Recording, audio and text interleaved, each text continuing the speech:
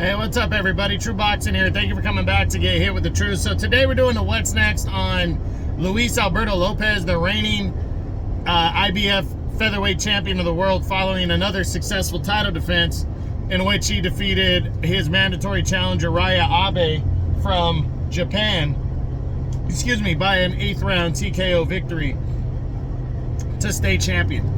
Now, before we get into that, if you could smash the like button, leave a comment, or subscribe to the channel, I really do appreciate any and all support that I can get as I continue to build my channel here. So this fight with Abe, Lopez came in and just, it was a good breakdown. He fights and boxes from so many different angles. It's so hard to keep up with what he's doing. And, Abe just didn't have an answer for Lopez. Lopez just picked him apart kind of deal. A blow in the second round started Abe's eyes swelling up pretty bad. And, Lopez just took advantage. And then in the 8th round, he went for the knockout and finished him. And it was a good, strong performance out of Lopez as he again retains his title. This is his 3rd successful title defense since capturing the belt. And now the big question is, what's next for Lopez as he prepares for his second half of 2024. Well, he's not in mandatory mode anymore, as Abe was his mandatory challenger, so he should be able to pick whatever he wants or can get done. So let's start running through the top 10 and see what could be out there for Alberto Lopez. We start with Lee Wood is gone out of the division. He's moved up to 130, so that fight's not possible. Then you got Brandon Figueroa. I'd love to see the fight, but Figueroa's with the PBC. Lopez is with Top Rank. They're not going to come together to make this fight. I just don't see that happening. So this one is a non-starter. Then you got Mauricio Lara, the former WBA champion. He's moved up to 130 as well. I don't expect to see him. Then you got former 2-time champ Josh Warrington in a rematch. Would love to see a rematch between the two, but Warrington is dead set on moving up to 130 to battle Lee Wood in a rematch. So that's what is going to happen there for Warrington. So I don't see this fight being possible either.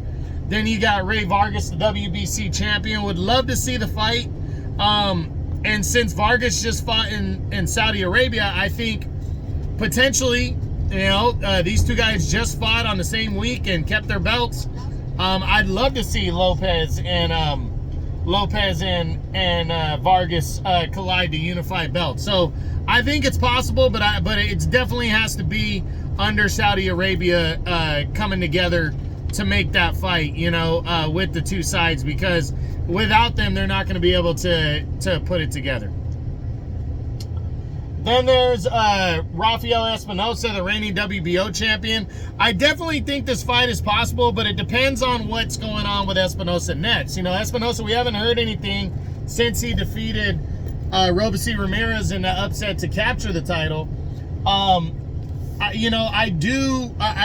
He hasn't been ordered a mandatory defense yet, but I think the WBO might order him to fight his mandatory challenger, or he could end up rematching Robeisy Ramirez. Again, we haven't heard anything, but I'm hoping we hear something soon. But if it's either person and it's in the next couple months for Espinosa, I think second half of the year, I think Lopez would wait around for a unification bout. To be an all-Mexican unification bout, and they both have ties with Top Rank, so I definitely think this fight is a possibility.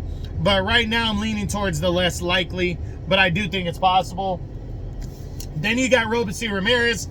I wouldn't be surprised if Bob Arum put Lopez in there with Ramirez, but I think a little bit of the steam has been taken away, and Lopez might not want to fight Ramirez if he doesn't have a world title. So I think Bob Arum could be positioning, though, Ramirez to fight Espinosa in a rematch. So I think that's why maybe this fight is not possible yet. Then you got Nick Ball. He's a DAZN guy, with Matchroom. So I don't see Ball and and him coming together for a fight. And then finally, you got a rematch with Joet Gonzalez. I don't see this one taking place. You know, he got a hard fought, but I think a deserving decision.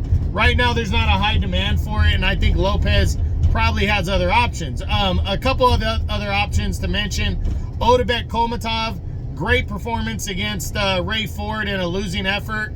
Maybe it would be possible since he has ties with Top Rank, but I think him coming off of a loss is kind of just too risky of a fight for Lopez, so I don't know if he would take that one next. And then Ray Ford in a unification bout, I just don't see it taking place because Ford is a DAZN and Matchroom guy. And I think, and I also believe he might be more interested in moving up to 130 than cutting weight, going on somebody else's network. I just don't see all those pieces falling together. So I'm leaning towards the less likely on this one. So for Lopez, I do think there's options. You know, I think he's going to get a good, solid opponent next. You know, it just depends on who it's going to be, you know, because the big fights, I don't know if they're there yet, you know. But I know Lopez also did mention potentially moving up to 130 himself. So, you know, Lopez wants to stay busy. He wants to get the best fights. Right now, you know, he might be able to move up and challenge for a title up there. We just don't know. But I think he's going to evaluate the situation and see what the best option is and go from there. So hopefully we see Lopez, though, in some kind of unification or big-time fight in his next performance. But we'll see. So that's it. That's what I got. That's my what's next on Luis Alberto Lopez, the reigning IBF Featherweight Champion of the world. I hope you enjoyed the video. If you did, smash the like button, leave a comment, or subscribe to the channel. I appreciate any and all support. This is True Boxing. You've been hit with the truth.